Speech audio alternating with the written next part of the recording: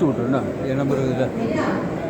உங்க அம்மா, உங்க அப்பா, உங்க அப்பா கூட படிக்கிறவங்க எல்லாருமே இந்தியாவில் போய் மிஷினரி ஊழியம் செய்கிறாங்க. எனக்கு என்னவோ நீ இந்தியாவுக்கு போய் மிஷினரி ஊழியம் செய்வேன்னு சொல்லி தோணுது. ஐயா நிசா, இந்தியா பத்தி உங்களுக்கு தெரியுமா? இந்தியா எப்படிப்பட்ட நாடுன்னு தெரியுமா? இந்தியாவில் எப்பவுமே பஞ்சம், பசி, பட்டினி தான் இருக்கும். படிப்பறிவு இல்லாத ஒரு ஜனங்க, சுத்தம்னா என்னன்னே தெரியாது, சுகாதாரம்னா என்னன்னே தெரியும். அப்படிப்பட்ட ஊர்ல போய் நான் போய் தங்கியிருக்கலாம், என்னால முடியவே முடியாது. நான் ஜாலியா இங்கே அமெரிக்காலே என்னுடைய லைஃபை நான் செட்டில் பண்ணிக்க போறேன்.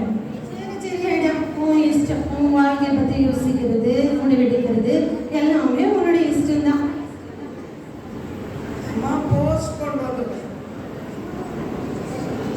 ஐடா, இங்க பாரு, லெட்டர் ஒன்று வந்திருக்கு.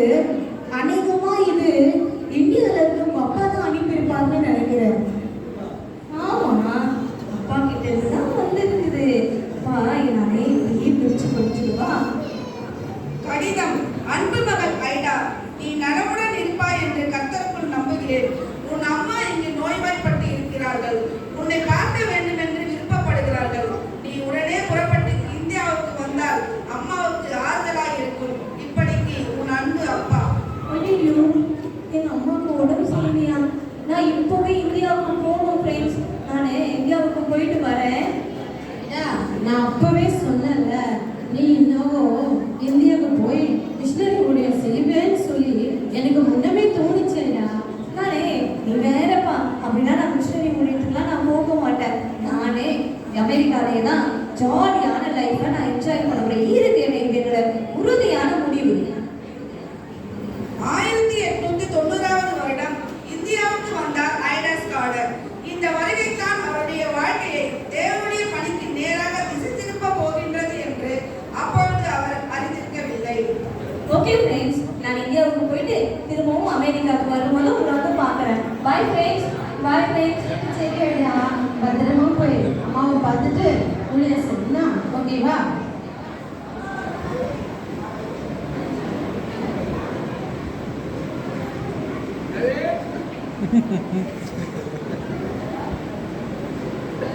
Hello daddy.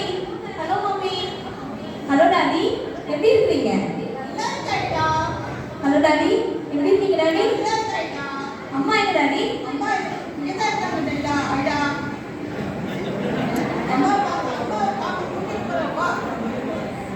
ஹலோ அம்மா, எப்படி இருக்கீங்கம்மா? நீங்க ரொம்ப மெலிஞ்சிருக்கீங்கம்மா. நான் இனிமே நான் வந்துட்டேன்ல, உங்களை இனிமே நான் பத்திரமா பார்த்துக்கிறேம்மா. நீங்க கவலைப்படாதீங்க.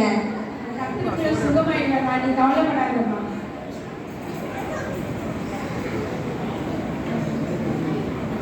ஐடாம்மா, நீ கொஞ்ச நேரம் வெயிட் பண்ணு. நான் போய் பக்கத்துல ஒரு டாக்டர், ஒரு பெரியவரை, அவருக்கு நோய் இருக்கு, அவர் போய் பார்த்துட்டு சீக்கிரத்துல வந்துடுறேன். உனக்கு வந்து பார்க்குறேன். சரிங்கப்பா, போயிட்டு வாங்க.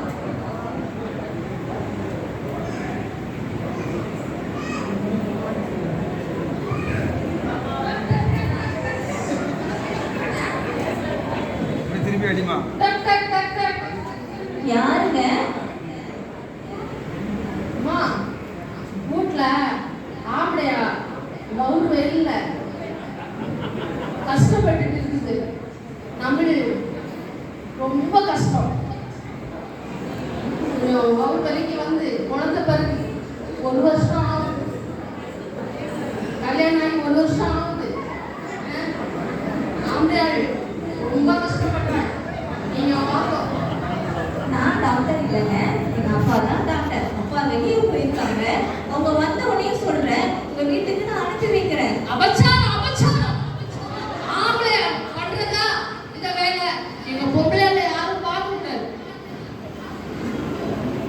சீக்கிரம் சரிங்க, எங்க அப்பா வந்த உடனே நான் அனுப்பி வைக்கிறேங்க. அபிஷ்டு, அபிஷ்டு. ஆம்பளையார் பார்க்கிற வேலையா இது? நாங்க பொம்பளையார் வெளியே வர மாட்டோம்.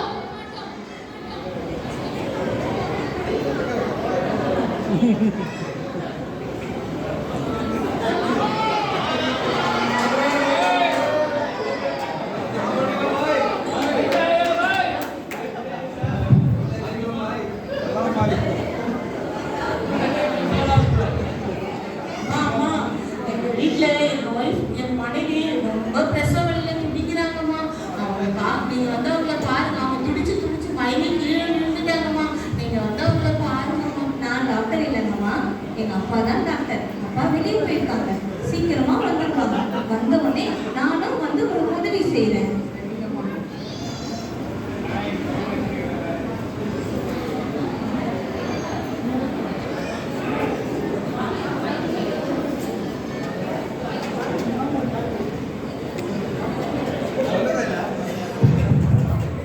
ஐயோ, மறுபடியும் யாரோ வந்து கதவை தட்டுறாங்களே. யாருல?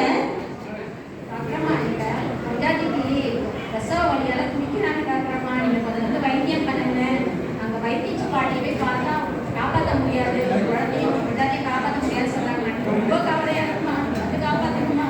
அம்மா, நான் டாக்டர் இல்லைங்கம்மா, எங்க அப்பா தான் டாக்டர். அப்பா வெளியே போயிருக்காங்க, சீக்கிரமா வந்துருவாங்க. நான் வந்த உடனே எங்க வீட்டுக்கு கூட்டிட்டு வரவா? அவங்க நீங்க பார்க்க முடியாதுமா, அதை எடுத்துக்காதுமா, வேணாமா. அப்படி இதெல்லாம் பார்க்கக்கூடாதுமா. பிரசவத்தை பொண்டாட்டி யார் காப்பாற்றணும் எப்படி கடவுளே.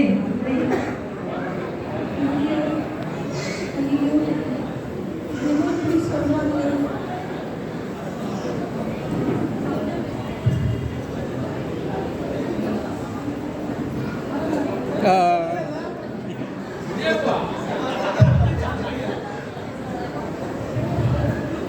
ஐடாமா, ஐடா. அப்பா, அப்பா, அப்பா, அப்பா, நீங்க இல்லாதப்போ ஒரு 3 பேர் வந்தாங்கப்பா.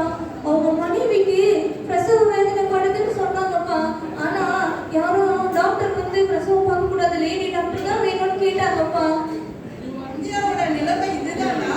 சின்ன வயசுலயே குழந்தை பெற்றுக்கிறோம், கல்யாணம் பண்ணிடுறாங்க, குழந்தை பெற்றுக்கிறாங்க. குழந்தை பேர் காலத்துக்கு பொம்பளை தான் பார்க்கணும் டாக்டரா இருந்து அப்படின்னு சொல்றாங்க. ஆம்பளை பார்க்கக்கூடாதுன்னு சொல்றாங்க.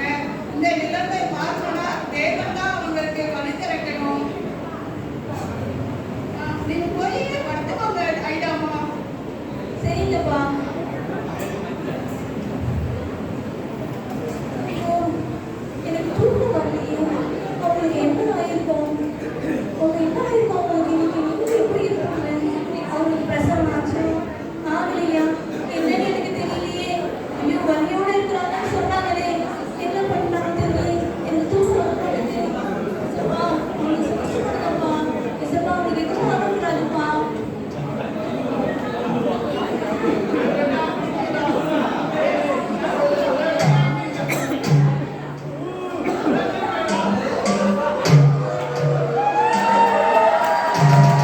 ஐயோ, இது அந்த ராவணனோட மனைவியாச்சே இவங்க. அவங்க இறந்து போயிட்டாங்களா? ஐயோ.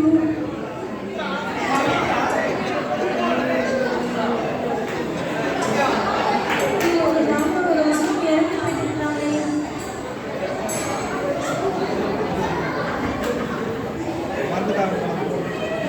வாசப்பா, அம்மனே, ஐயோ, அவங்க சுகத்தை கொடுத்துக்கலாமே.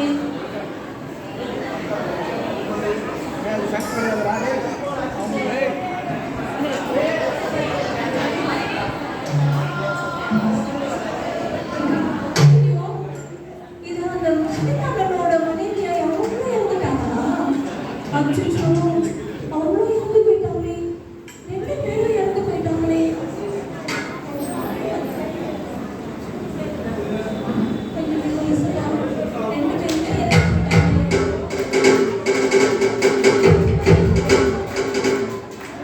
அந்த அண்ணனோட ஒய்ஃபும் இறந்து போயிட்டாங்களா? ஐயோ, 3 பேருமே இறந்து போயிட்டாங்களே.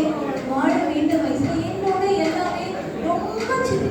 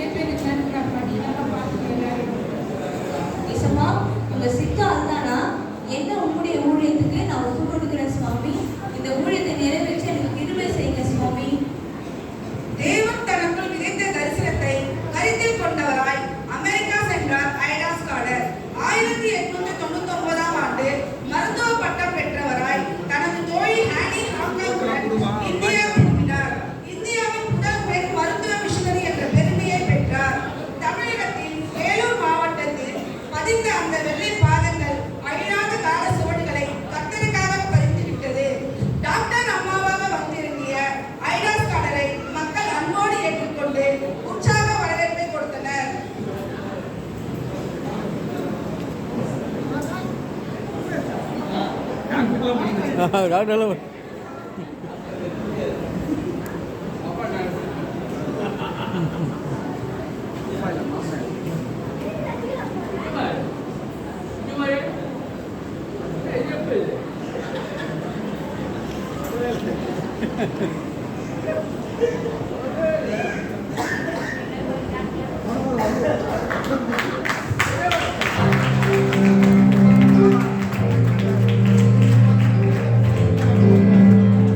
Hello mummy, hello daddy.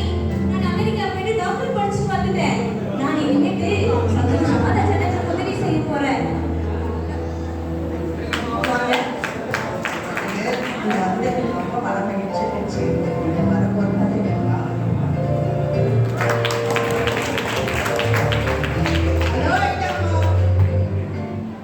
அப்பா, நான் ஏசப்பாவோட ஊழியத்தையும் இதோடு கூட நான் செய்ய போறேம்மா. உங்களுக்கு நீங்க எனக்காக நீங்க ஜெபம் பண்ணிக்கங்கப்பா. ரெடியாயிட்டாமா? ஐடா ஆற்றிய மருத்துவ சேவைகளும் சுவிசேஷ பணிகளும் எண்ணற்றவை. குறிப்பாக வீட்டுக்குள்ளே அடைக்கப்பட்டிருந்த உயர்கல பெண்களை பல எதிர்ப்புக்கும் மத்தியில் போய் சந்தித்து அவர்களுக்கு உண்மையான தேவனை பற்றிய நற்செய்தியை எடுத்துரைத்தார். சிறு வயதிலேயே பெண் பிள்ளைகள் திருமணம் செய்து கொடுக்கப்படுவதை கடுமையாக எதிர்த்தார். சமுதாயத்தில் காணப்படும் மூட பழக்கங்களை மாற்ற ஜபத்துடன் அரும்பாடுபட்டார் ஐடாஸ் காடல் அவர்கள். அம்மா அம்மா, நல்ல வேளை எங்க ஊருக்கு நீங்க வந்தீங்க. இல்லைன்னா நான் பிரசவ வேதனை படும்போது என்னை கை காலெல்லாம் கட்டிட்டு அவங்க நல்ல நேரம் வரும் வரைக்கும் என்னை வெயிட் பண்ண வச்சிருப்பாங்கம்மா. இல்லைன்னா நானும் என் குழந்தையும் இந்நேரம் நாங்கள் இறந்து போயிருப்போம்மா. உங்களால தான் நாங்கள் உயிரோடு இருக்கோம்மா. ரொம்ப நன்றிம்மா. அம்மா, நான் வைத்தியம் மட்டும்தாம்மா பார்த்தேன். உங்களுக்கு சுகம் கொடுத்தவரு ஏசப்பா மட்டும்தான். நீங்க அவரை விசுவாசினா உங்க வாழ்க்கை